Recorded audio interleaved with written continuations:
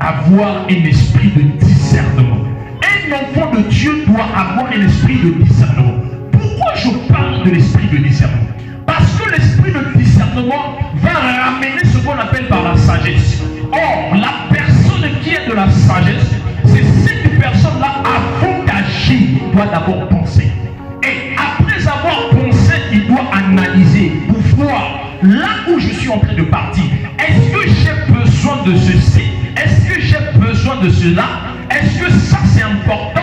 Ou bien est-ce que ça c'est pas important? Avant d'agir.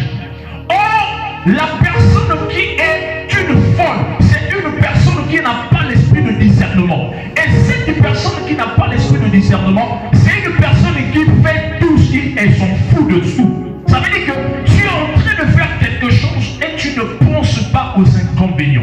Tu ne regardes pas devant et tu ne regardes pas derrière, ni de gauche, ni à droite, ni en haut, ni en bas. Ça veut dire que tu marches comme un aveugle. Sans pourtant, s'il y a même un trou devant, tu vas t'y prendre. Or, la Bible déclare, le prudent voit le mal de loin et se cache. Ça veut dire que pendant que tu es en train de marcher, tu dois d'abord regarder, analyser. Là où je suis en train de partir, est-ce que je vais tomber? Non. Ce que je suis en train de faire, est-ce que c'est bien ou pas? Ce que je suis en train de chercher, est-ce que je vais trouver ou pas? Est-ce que la personne qui est en face de moi va m'apporter quelque chose dans la vie ou pas?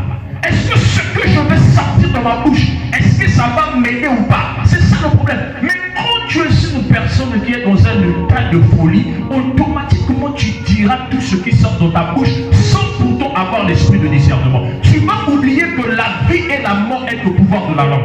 Ça veut dire, ce que tu peux sortir de ta bouche, ça peut te tuer. Ce que tu peux sortir de ta bouche, ça peut te sauver la vie. Ce que tu peux sortir de ta bouche, ça peut te créer des ennemis. Ce que tu peux sortir de ta bouche, ça peut même te créer des amis. C'est ça le problème que beaucoup des enfants de Dieu oublient. Bien aimés de le Seigneur. Vous savez pourquoi on a décapité les gens? Pourquoi on a coupé la tête des gens? C'était à cause de ce qui était sorti de sa bouche.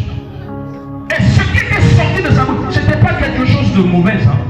C'était pas quelque chose, c'était une vérité. Mais une vérité qui était sortie de sa bouche, bien aimé, a décapité sa tête. Voilà pourquoi après cela, lorsque d'autres serviteurs de Dieu ont arrivé, ils ont accueilli ce qu'on